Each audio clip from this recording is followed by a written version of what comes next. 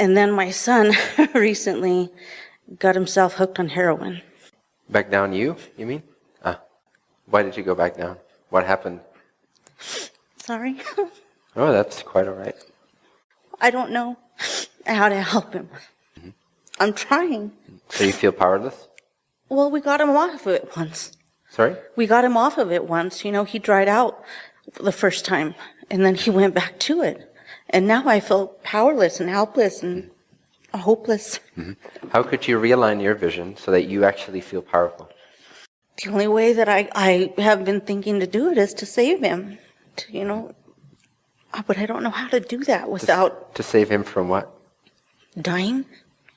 And then what? He'll be more free than you when he dies. I understand that's not your preference. Oh, no, yeah, but it is true. It is true. It's just, thank you very much. Do you understand that what serves one person might not always look pleasant in society's eyes? What do you mean? That the choices that he makes might actually be perfect for his journey. And that by taking away his catalyst, his pain, his suffering, his challenge, his struggle, his addiction, by taking that away for him against his free will, a few things will happen. A, you will postpone his eventual epiphany. You will make him muse again, because he might stop at some point, but if it's not out of total free will, it's not permanent. You're giving off the vibe that something is wrong, not that everything's perfect. Right. You will emphasize that, and therefore you will continue to exacerbate his struggle, even though you don't want to. Right. And by exacerbating his struggle, he'll probably feel more addicted or grab for the things that he knows makes him feel different or good. In this case, potentially heroin. Right. Wow. So paradoxical as it sounds, in order to establish the effects you want to establish, you need to let go of your need and desire for that. And you need to actually see it differently. Now, this may take a little bit of time, maybe not, but this might take a little bit of tweaking of your own ways of seeing. And I know that that is hard from your present point of view, because it seems like a really extreme case. And I'm not necessarily saying that it's not, but on the global scale of things that are occurring, it's quite all right. It's quite average in certain ways. Right. It might just be heroin for him, but there's worse ways to be addicted even than that. In other words, try to gain as much perspective for yourself as you can. See it in the larger picture of both his journey, well, mostly in the larger picture of his journey. See that he is not alone. He is guided. The most profound way you can help him is by helping him understand his emotional guidance system. Does that make sense? Yes. That when he feels bad, it's because his perspective is out of alignment with however you want to communicate that to him, his soul, his overall perspective, his inner being's perspective, something that guides him. Okay. Point him to the fact, if you can, without infringing upon his free will, but out of respect and out of love, if you can somehow show him, most of all by example, Right. secondarily by instruction and education, that he has a guidance system that's always with him. And that if he feels bad about something, that doesn't mean something is actually wrong. It means that his perspective about what is out of alignment. And that he always has the tools he needs, if he wants to, and that he can develop those, that there's tools out there, people live like this, that he can very quickly bump himself back into alignment and start to generate a very ecstatic, liberated life without the means of drugs, etc., so that he can actually find his balance, find his alignment, find his power within himself. Now that's the only way you can help him, not by changing his journey, but by educating his journey, by enlightening his journey, by shedding as much brightness, light, love, unconditional love, and freedom, and tools, for example, onto his journey that you can, so that he has much more to choose from. You cannot choose for him, but you can offer him more to choose from. In order for you to be able to fully, efficiently do that, you need to first change your perspective about his state being wrong and see it as the most beautiful thing that ever happened to him. Okay. And make no mistake, that is how his higher self sees it. It doesn't mean his higher self is not also coaxing him back into alignment in a more proficient way. It doesn't mean his higher self doesn't also desire for him to learn the lessons as smoothly and beautifully and fast as he can, so that he can be in alignment and recognize that power consciously and call on it all the time and develop a healthy, mutual, two-way communication with his inner being.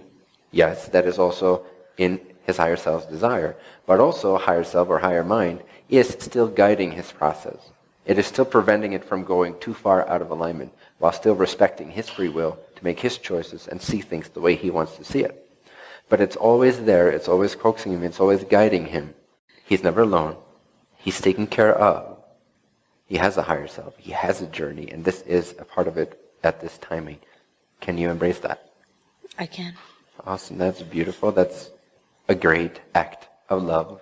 And whenever we act on unconditional love, every part of us gets activated and amplified and redoubled in that sense. So every skill you already have, the brightness you already have, the availability, the skillfulness you already have in you to offer him, not to force feed him, to offer him, will be amplified by your act of transcending yourself and becoming a shepherding consciousness, which sees lower life in alignment from the higher perspective.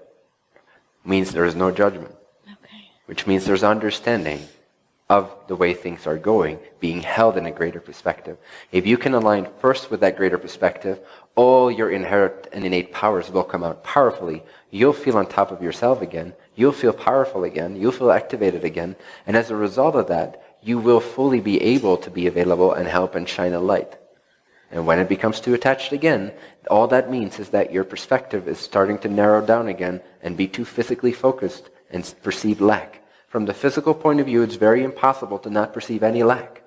From the non-physical point of view, it's impossible to perceive a lot of lack, if at all. Right. So you have to be in the lackless view of the non-physical, greater understanding of these journeys happening perfectly, so that now you can bring this brightness, unconditional love, and resonance with you in your frequency, subliminally and verbally, when requested or when appropriate to your son's condition.